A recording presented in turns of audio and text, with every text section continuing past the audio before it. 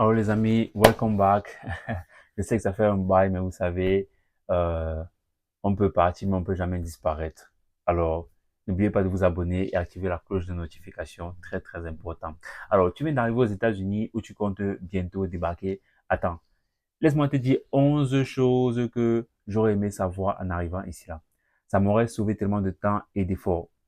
Ces astuces, ça va te préparer, te faire gagner du temps et t'éviter quelques mauvaises surprises. Voilà. Donc, si vous êtes prêts, on peut commencer. Est-ce que tout le monde est prêt? Vous êtes bien assis déjà? OK. Première des choses, système bancaire. Ici, tout se fait par carte. Voilà. Presque personne ne paie en cash. Ouvre un compte rapidement et demande une carte de crédit pour bâtir ton historique de crédit. C'est super important aux États-Unis, ça te suit partout. Très important, n'est-ce pas? Ici, là, les gens ne touche pas vraiment le cash en tant que tel pour faire payer tout par carte. Donc, dès que tu peux, tu ouvres, n'est-ce pas, un compte crédit, tu prends une carte de crédit, tu commences à bâtir, n'est-ce pas, ton historique, ce qu'on appelle le crédit score. Alors, deuxièmement, frais cachés partout. OK? Tu vois le prix en magasin, ajoute toujours les taxes et parfois même un pourboire dans certains endroits comme les restaurants. Au début, c'est surprenant, mais tu t'y habitues. Tout ce que tu achètes dans les stores, ici, là, les magasins, tout ça, si on te dit par exemple que l'article coûte $6, quand tu arrives, si tu as seulement $6, ça sera sur toi, ça sera un problème. Parce que quand tu vas arriver à la caisse, avec les taxes, ils vont ajouter peut-être $1 ou peut-être quelques cents et ça va devenir, ce qui était $6 va devenir peut-être $7 ou 6,50 ou un truc du genre. Donc, ne va jamais dans un store avec le prix net de l'habit que tu veux. Si c'est 24,99, quand tu vas check out, n'est-ce pas, aller à la caisse, on va te dire que c'est 25 quelque chose avec les taxes. Donc, troisièmement, et aussi les pourboires dans certains restaurants, c'est même obligatoire de donner des pourboires. Donc, si tu n'as pas, n'est-ce pas, cette culture-là de donner les tips, tips et pourboires, n'est-ce pas, en anglais, il y a certains restaurants 4 étoiles et tout, c'est obligé. Mais la majorité des autres restaurants, c'est pas forcément obligé, ça dépend de toi. Mais je te conseillerais de commencer à t'habituer avec ça, voilà. Alors, trois, l'importance du réseau. Ici, ton réseau, c'est ton pouvoir. Beaucoup d'opportunités passent par les connexions, par, pas juste les compétences, mais aussi les connexions, n'est-ce pas? N'hésite pas à aller à des événements, rencontrer du monde, même si c'est pas dans ta culture. Donc ici, là, tu ne peux pas être ce qu'on dit shy en anglais, n'est-ce pas? C'est timide. Tu ne peux pas être timide, tu ne peux pas se mettre dans ton coin. Pour un début, c'est souvent un peu compréhensible parce que voilà, tu essaies encore de t'adapter. Mais très tôt, tu dois commencer déjà à être une personne qui est plus outspoken et une personne qui peut parler à des gens dehors, n'est-ce pas? Parce que quand tu rencontres des gens ou quand tu es dans un Uber, si la personne, n'est-ce pas, parle avec toi, tu dois pouvoir changer avec la personne, savoir ce que la personne fait dans la vie parce que tu ne sais pas d'où ça peut sortir, n'est-ce pas? Les formations est partout, mais il te faut un réseau, il te faut faire des connexions, c'est très important. Voilà. Alors, quatrième des choses, la période de crédit et les intérêts. Les cartes de crédit sont super utiles ici, mais faites gaffe aux intérêts. Payer ton solde en entier chaque mois, c'est la meilleure manière de ne pas te retrouver endetté. Voilà, c'est souvent difficile. Quand on te dit ça, tu penses que c'est trop facile, je veux dire. Après, quand tu obtiens la carte de 1500, $2000 avec le plafond et tout ça, tu vas au pays. Tu dis, ah, tu t'en fous, tu vas te au pays, mon frère. Tu reviens, tu commences à rembourser comme si c'était les grains de riz. On connaît tout ça. Donc, faites attention. On conseille toujours de ne pas, n'est-ce pas, tomber dans ce piège-là, même si on sait que beaucoup vont tomber, on essaie de relever. Ah, comme sur les enfants, comme les enfants, quand ils mettent la main sur le feu, il faut qu'ils se brûlent d'abord une fois. Voilà. Donc, cinquième des choses, les différents fuseaux horaires. Sur le même territoire, tu peux avoir plusieurs heures d'écart. Attention aux horaires de rendez-vous si tu travailles avec des gens dans d'autres États. Voilà. Donc, si par exemple tu vis à New York, une autre personne vit par exemple, ou si tu vis au Maryland, une personne vit par exemple à Los Angeles, des fois il y a 3 heures, 4 heures d'écart, un truc du genre. Donc oui, c'est fou, mais c'est vrai. Les différents États, des fois il y a des écarts de temps entre les États. Donc, si tu as par exemple un rendez-vous en ligne ou un Zoom meeting à l'école, il faut souvent vérifier. On ne sait jamais. Tu peux être au Maryland, ton école à New York, ça dépend. Ou peut-être tu as un rendez-vous en ligne, un Zoom meeting, peut-être pour un travail en ligne, n'est-ce pas? Assure-toi que tu connais les heures de différence. Il faut toujours check. C'est bon à savoir. Voilà. Alors, sixième des choses, de, la culture du small talk. Voilà. C'est quoi le small talk? Ici, le small talk est partout. Comment ça va? Même s'ils ne veulent pas vraiment savoir. En Afrique, quand tu te demandes comment ça va, en Afrique, quand on te demande comment ça va, n'est-ce pas, euh, tu peux, n'est-ce pas, dire un peu que voilà, ça va, mais on t'écoute quand même. Ici, c'est pas trop ça. Voilà. Mais le small talk, c'est très important. C'est-à-dire que, how are you? Uh, how's the weather? You know, like, poser des questions simples sur le temps, sur la météo, les trucs déjà, c'est vraiment pour, voilà, sympathiser vite fait. Voilà. Maintenant, les connaisseurs, les gens qui maîtrisent peuvent aller un peu plus loin. Ceux qui maîtrisent. Le small talk, c'est très important pour montrer que vous êtes sympa, que vous êtes une personne gentille.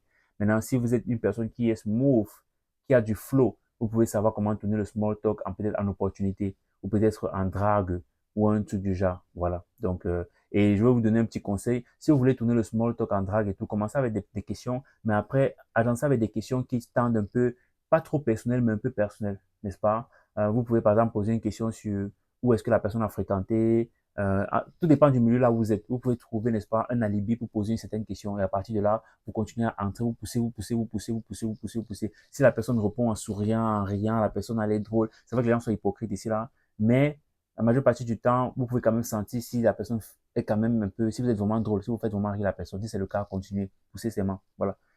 Peu importe ce que vous voulez obtenir, que ce soit le numéro de téléphone, que ce soit une connexion, que ce soit peu importe, voilà.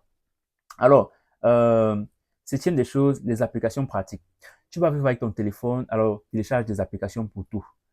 Uber, n'est-ce pas? Google, Maps et même des apps de cashback pour économiser sur tes courses. Alors, c'est très important d'avoir les trucs, n'est-ce pas, de GPS, Google Maps. Des fois, moi, je conseille, c'est Waze.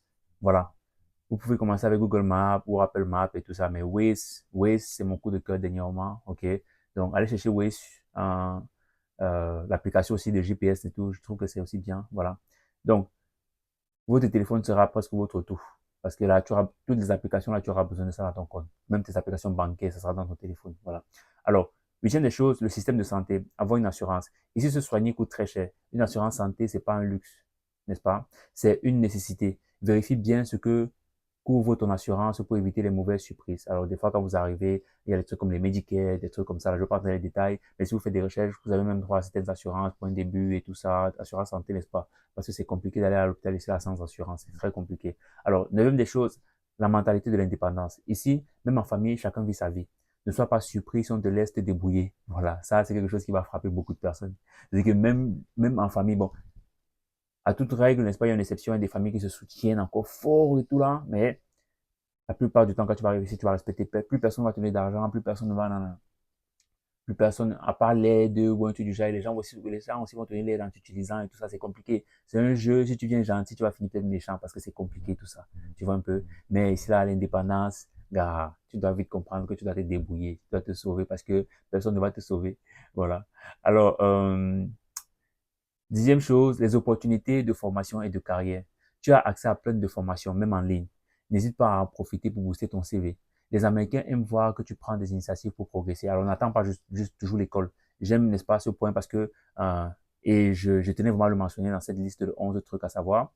Parce qu'il y a des gens qui attendent tout venant de l'école. Une fois que tu arrives ici, sache que tu dois vraiment ouvrir ton esprit sur tout son étendue possible, n'est-ce pas? Que ce soit parler aux gens, que ce soit faire tes propres recherches, que ce soit apprendre des trucs que tu as toujours voulu apprendre. N'attends pas forcément que l'école, qu'il y ait un cours à l'école qui va te montrer comment tu, par exemple, faire, par exemple, la composition des parfums. Ou peut-être, je sais pas. Ici, là, il y a plus que non. Ce qu'on te donne à l'école, c'est ce que tu prends. Si tu veux apprendre quelque chose, tu peux chercher des cours en ligne. Il y a des cours en ligne presque partout, n'est-ce pas? Il y a des cours gratuits même en ligne si tu fais bien les recherches. OK? Il y a des applications, il y a des sites comme Udemy, les trucs du genre, Coursera, qui donnent les cours aussi. Il y a même HubSpot, quelque chose dans du genre qui donne les cours gratuits en marketing et tout ça. Donc, n'attends pas seulement de l'école ou de qui que ce soit. Fais tes propres recherches, va en ligne, chercher des cours et tout ça. C'est très important. Alors, onzième des choses, la diversité des cultures et la tolérance. Tu vas croiser des gens de partout ici. Sois ouvert aux différences, ok? C'est quelque chose de très respecté ici et ça t'aidera à bien t'intégrer. Voilà, donc, sois vraiment ouvert d'esprit. Donc, comme on dit souvent que l'ouverture d'esprit, ce n'est pas la fracture du crâne, ok? Tu dois avoir tes limites. Bon, tu ne peux pas forcément, n'est-ce pas, faire du mal à autrui ou quoi que ce soit si quelque chose ne t'arrange pas, mais tu dois avoir tes limites, mais tu dois être gentil avec ceux qui sont gentils avec toi. C'est juste comme ça. Voilà, tu peux être méchant avec ceux qui sont méchants avec toi, ça dépend. Mais il faut pas souvent discriminer comme ça là, voilà. Mais bon, l'ouverture d'esprit, ce n'est pas la fracture du crâne. En conclusion, alors, voilà les 11 choses que j'aurais aimé savoir avant d'arriver. Si tu es déjà ici ou que tu, n'est-ce pas, prépares ton arrivée, j'espère que ça va t'aider et t'adapter plus facilement. Laisse-moi un commentaire pour dire quelle astuce t'a surpris le plus et partage cette vidéo avec ceux qui arrivent bientôt. Sans oublier qu'il faut, n'est-ce pas, subscribe et activer la cloche notification. Alors, on a créé déjà une communauté pour notre école du Academy pour les gens qui veulent apprendre l'anglais américain et ceux qui sont intéressés par les cours d'intégration aux États-Unis. Et ensuite, on a un groupe interactif pour les Africains francophones qui vivent aux États-Unis. Si vous voulez intégrer soit la communauté, soit le groupe, n'est-ce pas, le numéro sera dans les commentaires, sera dans la description. Nous sommes disponibles 24/24 sur WhatsApp. Vous nous écrivez sur WhatsApp et on va vous envoyer, n'est-ce pas, que ce soit le lien pour la communauté, pour l'anglais américain, que ce soit, n'est-ce pas, le groupe interactif pour les Africains francophones. Alors, bonne chance à vous et bien arrivé ou alors, bonne arrivée ou alors, bon voyage à vous. On se prend aux États-Unis, on se prend dans le groupe WhatsApp. On est ensemble.